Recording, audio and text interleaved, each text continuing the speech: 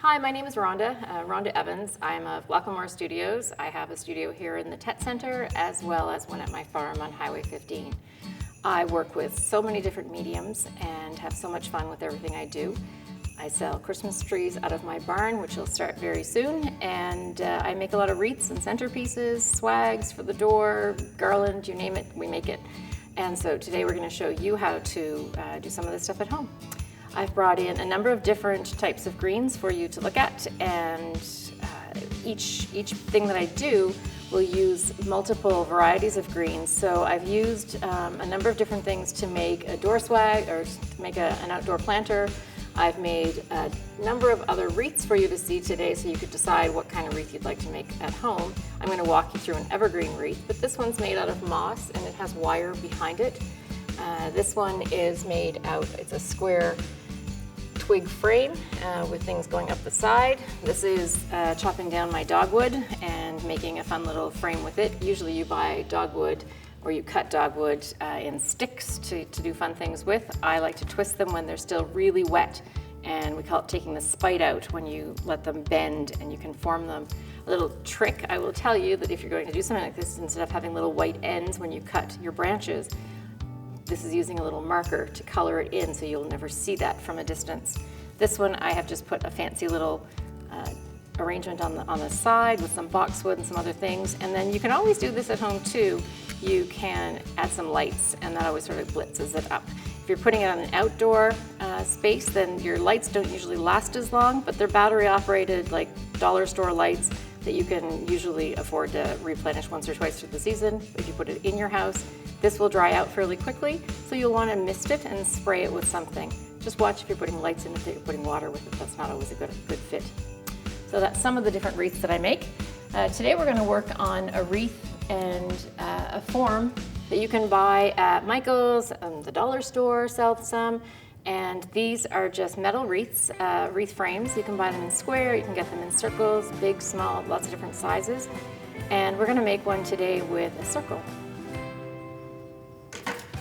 I have brought in all of the different types of greenery for you. So cedar, I love to use cedar when I'm creating, and you will too, because it smells so beautiful. The cedar will have two colors. Usually you have a brighter, darker color, or sorry, not brighter, you have a darker color on the outside and a brighter color on the back. So it's really fun when you're doing something like this to layer it with lights and darks, so you'll get a contrast in your piece from the shiny outside to the light dark. We have lots of pieces of this one that we would use to cut up. This would be just a spruce, and the spruce tree will be a little bit prickly. I don't love working with these without gloves on, so you may want to wear gloves if you're doing something with this. It can be pretty hard as opposed to a fir tree, which is usually really soft. And behind me I think we have some fir trees, and the fir trees you will find it has a softer needle, especially when you're going back this way. Pine, there's different types of pine. This would be your white pine. It's the softest pine. It's the prettiest one and easiest one to use. It doesn't have a lot of smell compared to the other branches that we have here. This will be the least scented. So in your home, if you want less scent, this would be the way to go. Juniper is a fun contrast in its shape because most of them have flat shapes to them. This one will have a long cylindrical, so you can trim these and have like long little pieces that'll come pointing out. And then we have a piece of a blue spruce. The blue spruce is harder to find. Most people don't have blue spruce that they want to cut because they're an expensive tree. However, this one I've taken just a little piece of to bring in for us to use. And the blue spruce, you'll see the blue on the tips, not on the inside. So if you're going to use this for the blue, you'll want to use it throughout your wreath and intersperse the blue so it doesn't become one big blob of blue on one side and light throughout. When I'm doing a wreath and teaching you how to make a wreath, I use my clippers. And I would start by taking my wreath form and just laying it to the side. The easiest way is just to clip off in at the stem. So you're going to take your piece of greenery. You always take your clippers and you go in to the edge of a stem and clip. You never want to leave a stick sticking up, because the next time you go to use it, you'll be left with a piece that doesn't look as nice to the eye. So you always clip it down. We're going to cut 3 or 4 of these and put them over to the side. Then we're going to cut some of the fir, or the spruce, and the same thing. We're always just cutting it into a... if you have a piece that looks scraggly, that's okay. You can still use it because it will be a bulk fill to help bulk out the space of your wreath. So don't throw them out, just put them to the side. You're going to use them. This is our blue, another piece of our blue spruce. So I'm going to do the same thing, and I'm going to cut the pieces so that I can use them throughout.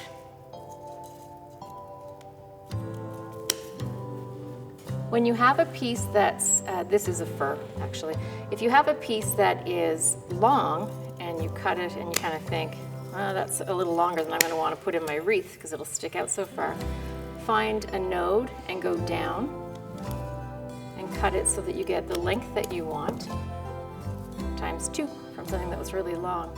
When I cut it, now I showed you on a red wreath that you can marker the tip where the piece was showing through. On this one, I would tell you, because it's going on a wreath, it's going to go on a door, that you won't see this, but just so that you don't, you always cut on an angle so that it would be here, but when you put it on, it will be hidden. I would take my branches when I have a number of samples cut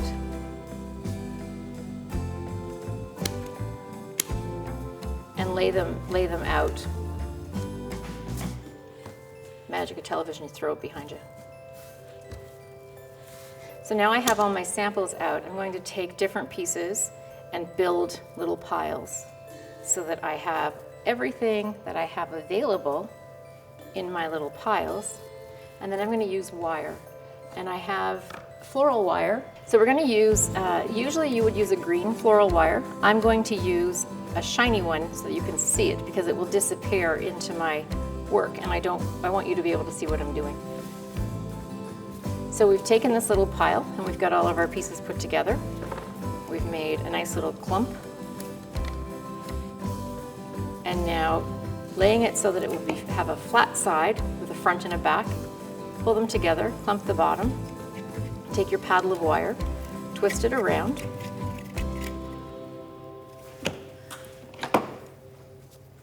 Cut it off. And now you have 2 pieces sticking straight out. I'm going to tell you the easiest way to do this is give it one twist, and now you're going to make bunny ears. You're going to take your wire and bend it in, and then I want you to turn it like a key. And turn it till it goes really tight, and that will cinch in your pieces, and then you can fold them in. So now there's nothing left sticking out. No one will pinch their fingers or cut themselves on little sharp wires that are left out when you're assembling, because you've made it and tucked it through the back. So you would probably make, for this size wreath, probably make maybe a dozen, depending on how big you make your bundles of greenery. They're going to sit in your form like so. If you have wire and you are concerned that there's a door behind it and you want to make sure that it's not at all possible to have any wire, or you're doing it where you're going to pass it off to somebody else, you can always use floral tape, and you can wrap the end, and that will make it completely disappear. And floral tape will stick to itself so that you can hide it. I don't usually use it, to be honest. So we'll put it away. So we're going to layer our wreath like this, and magic of television, we have a number of pieces made. So we're going to be able to layer them in on top of each other, and then I'm going to wire this together. When I lay these in, I want to make sure they all go in the same direction. If you don't, you will have a higgledy-piggledy mess left on your wreath. Or you can go into totally different directions till you get to the top and then have to overlap them in. I think it's easier to go in one direction, so that's what we're going to do today. I have a number of pieces already made, and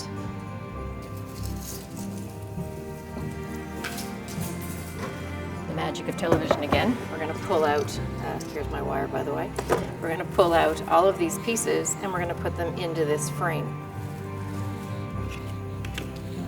By using your floral wire, you can cut pieces that make it more manageable to work with to attach them. So I would usually start by attaching a piece of wire, and I'm not a florist, so a florist may tell you that I'm doing it all wrong, but I'm going to tell you that I teach classes doing this have for years, and this is how I do it. When I'm doing other classes, I always tell people, and a line that my friend gave me is, you do you and I'll do me. So whatever works for you and makes you happy is how you're going to make your piece, but you're going to make sure you do it nice and secure so that it doesn't fall apart when the wind blows and it's hanging on your door. So you're going to put a piece of wire on and twist it around, and then you're just going to put it into the center of your form, and you're going to wrap it, thread it through, and pull it tight, thread it through, and pull it tight, thread it through, and pull it tight. And then once you have this piece on, you can use a continuum with your line to keep your wire, to keep going around your form. And just keep laying them in over the last, and then wrap it through. But make sure you put it on really tight. That's just the important part. Some people like to wear gloves when they're doing this so they don't cut their fingers. Sometimes at the end of the season, if you make a lot of these, it can be pretty hard on your hands. So feel free to wear a pair of gloves. After you've wrapped on the next one, and if you're going to tie it off, then I usually go over to a spot of the wreath. I will twist it around, and then I will tie it off onto the wreath form itself. You can cut off any extra or just tuck it into the edge of your foliage. And so there's 2 pieces attached. 3, 4. There's 5 pieces attached. 6, 7, 8.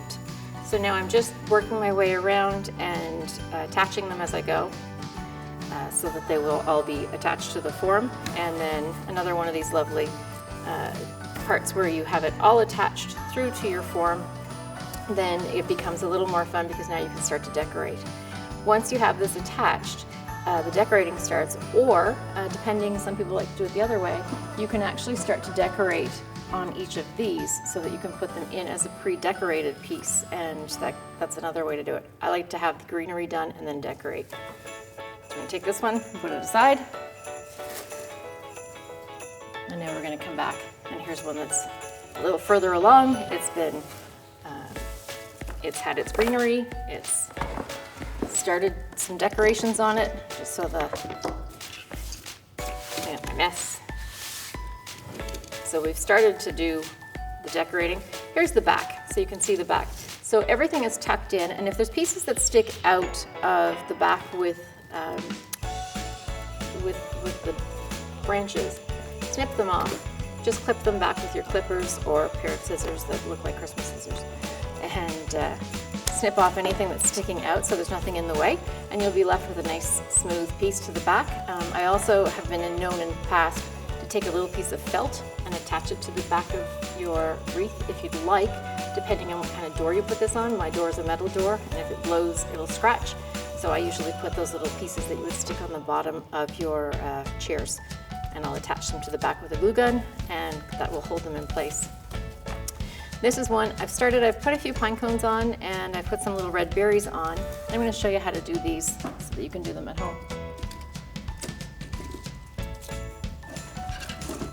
If you make a trip to a craft store or the dollar store, you will find lots of different berries of different colors: white, silver, red, bigger ones, smaller ones, different sizes. And you can take any of these, and they make really good friends. When you take them, pull them apart like this, and then pull it down. And it's a single clump that will be wired together. And the stick is pretty much just the delivery way for you to get it home. That's how I look at them.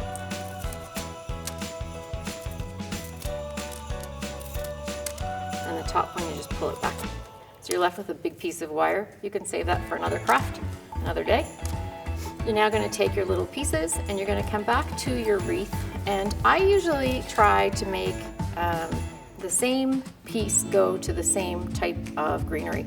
So if I'm going to use these, I might decide this is going to go with the blue spruce. So I will take my little piece of wire and I will go behind it and I'll nestle it down into the piece, into the wreath. I'll try and hold it up so you can see. I will then take my little pieces out and bring them on top so that you can see all of the little balls sticking up. And then take a couple of them and I make them kiss. So you take two and twist them together. And that allows you to see that they are on secure so they won't fall off. And then the other ones are sticking out so you have a nice little pop of color coming out from behind this one. So I would take this one and I would now move it to another piece that would be similar. So there's one over here and the same thing. We're gonna just push it in through and bring them out around the edge. Make them kiss. Open them up. And I'll do one more on this side. So the idea could be that you're doing maybe 3 or 4 pine cones and some of the balls, and whatever you're adding, you try to do it a little bit symmetrical. So I've put one next to this pine cone, next to this pine cone, one here, and now we'll put one more on behind this pine cone. Pine cones are really fun and easy to attach. I've left a hole so we can put a pine cone on as well. And the pine cones are, there we go, so they're attached. So the pine cones, I have a big box of them back here. No matter which pine cone shape you have, they all have lots of space to put wire. So we're going to take one that'll match the size of these. Oh, maybe this one. And a piece of wire.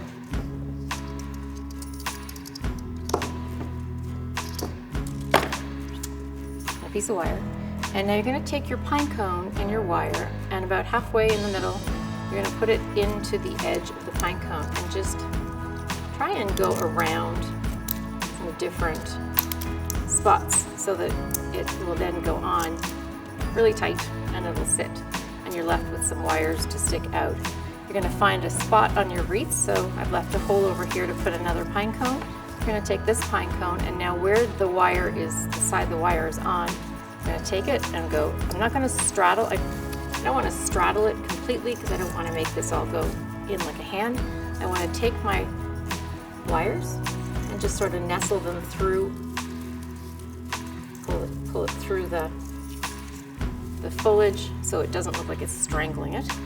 And now go on the back, and again, turn so you can see. On the back, I'm going to come to the back and I'm going to take them and do, again, one twist, and then I'm going to do bunny ears. Turn it in, and then I'm going to turn it like a key.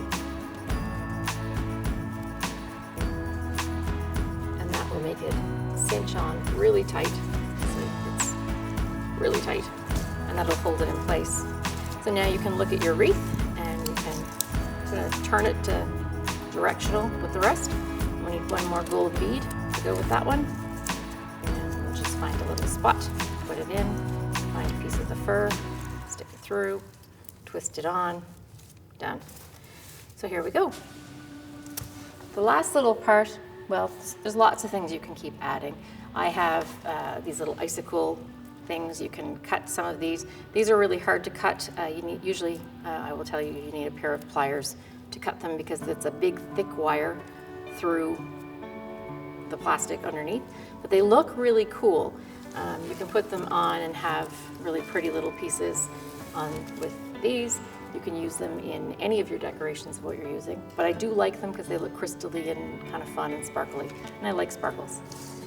If you wanted to do, instead of pine cones, or instead of the little balls, bigger balls, then you can use these, but I'm going to tell you to use a glue gun to tack this on so that it doesn't fall off, because on a nice windy day, they're going to come off and roll down the driveway. So you would tack these on with a little bit of glue, and then you can put your wire through the center and do the same thing that you did with the pine cone, where you just sort of find your way through and put them on your wreath. So it would look something big like this. I like to use contrasting sizes. So the pine cones are large, the little balls are small, and then it's a nice big ribbon. To put a ribbon on this one, I'm probably going to choose between either maybe a plaid that has some of the colors in it, or really in trend at the moment would be something with burlap, kind of like this one too. Maybe we'll use this one. You always want to use something that has wire in the edge of your ribbon. It makes a huge difference to what you're making. Now, if I was doing this back in my studio, I actually have a little board with 2 sticks that'll hold my ribbon together. But I'm going to show you the easiest way, because you probably don't have what I have in my studio. I'm going to ream off probably enough to do 2 arm lengths, shoulder to fingertips. I'm going to find the center and pinch it so you can sort of remember where the center was. And now I'm going to suggest that you take and you loop it back and back. And flip it over, then do the next one with the other. So you're just going to go back and forth so that there's layers of ribbon going in each direction. You always make sure that the pattern is something you can see, because you don't want to have the wrong side of your ribbon. So now you can take your piece and push it together, like so. Take another piece of wire, and you could probably pre-cut your wire so you'd have a length ready to go.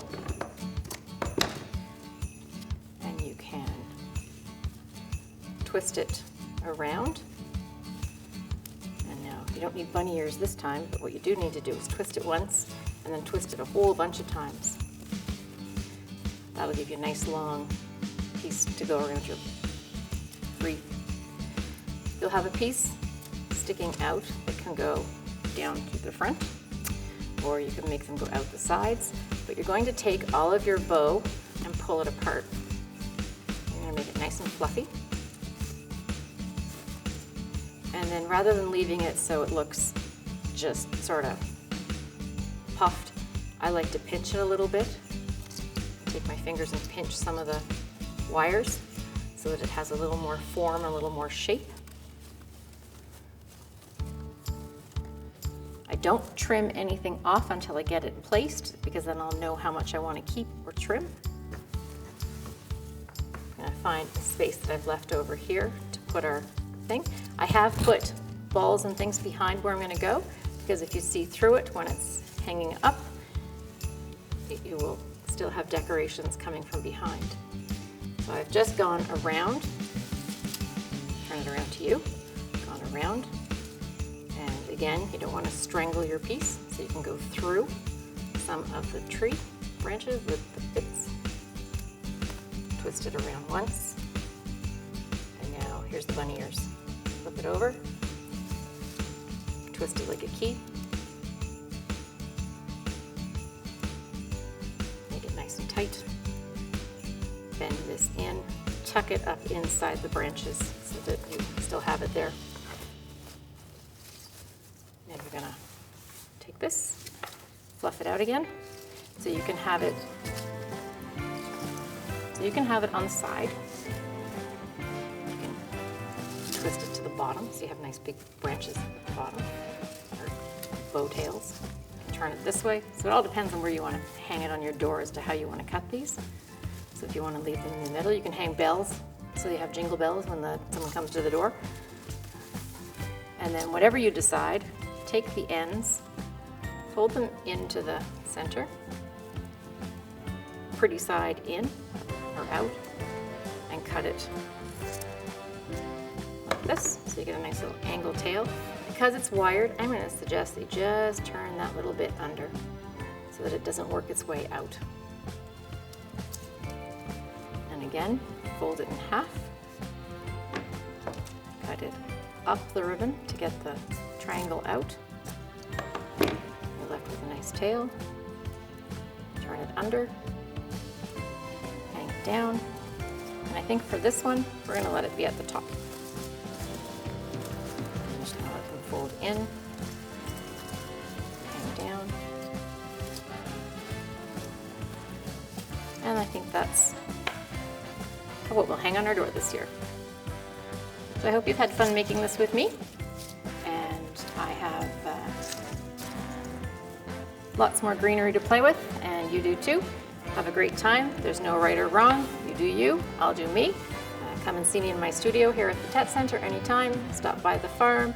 We will be selling trees, and we'll have lots of fun things out there for you to see. Come visit our calves in the barn, and Merry Christmas.